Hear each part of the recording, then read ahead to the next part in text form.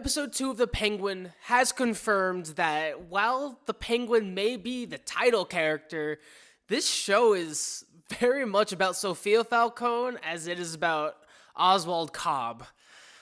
God, do I hate that. That sounds weird to say. Oswald Cobb.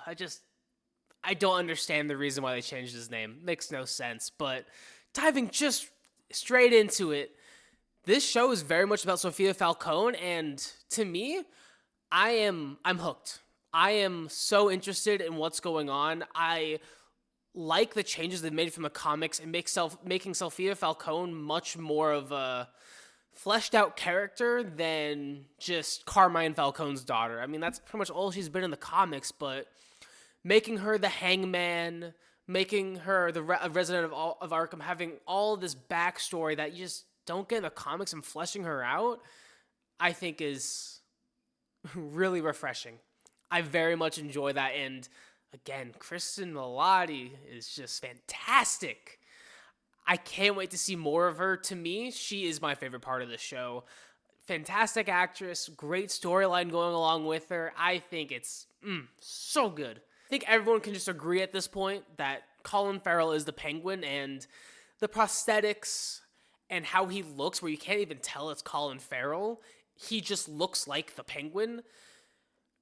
Whoever follows up as the Penguin in any future Batman projects, because, I mean, let's be honest, we're all going to pass before they stop making Batman movies or TV shows.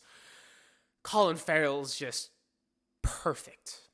Absolutely perfect. Up there for one of the best castings, arguably ever, especially in comic books. He is so well done. He's great acting. Dialect is fantastic.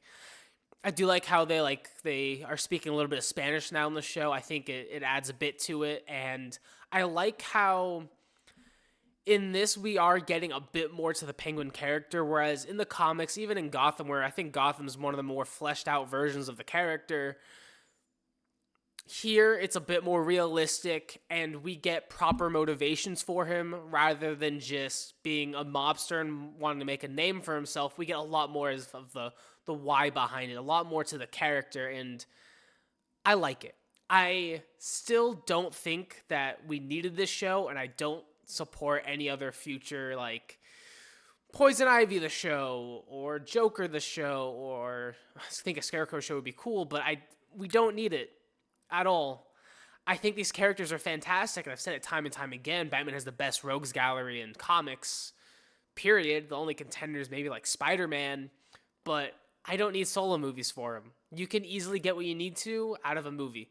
And while the show's good, and I'm really enjoying it, I don't think it's necessarily a format that we should continue with. I know if Edward were here, he would agree with me and he would smile at this, but I think I may need to see more mob boss movies, more Soprano stuff, Godfather.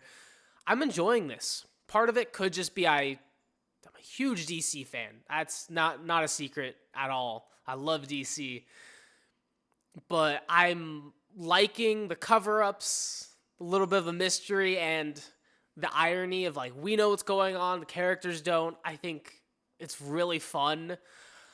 However, the only things that I don't like about this show are purely on, like, the business side. And I don't understand Matt Reeves' choice to changing Oswald Cobblepot's name and introducing a Arkham psychiatrist that's kind of exactly like Hugo Strange in all but name. That could be jumping to conclusions. I could be jumping the gun there, but I mean, just right out the bat, he seems very much like Hugo Strange, but for some reason his name's not Hugo Strange. They could do something further down the line where they confirm it's not Hugo Strange and they do some different things with the characters, but at the moment it's very similar, who has this really weird love dynamic with Sophia. I don't know. I always think that's weird. Even with, like, Harley Quinn and the Joker, with, like, the psychiatrist falling in love with the patient. It's very unprofessional. I'm not a fan of it. But, I mean, other than that, I think the show's really good. I'm really looking forward to continuing.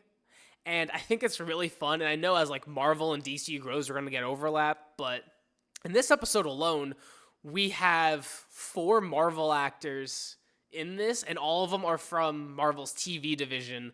And I just think that's really good, especially since they're all great actors, and 3 out of the 4 of them appeared with the Punisher, and such a good show, such great characters. I'm very interested to learn your guys' thoughts about the Penguin. I am surprised that the pacing is not nearly as slow as I thought it was going to be.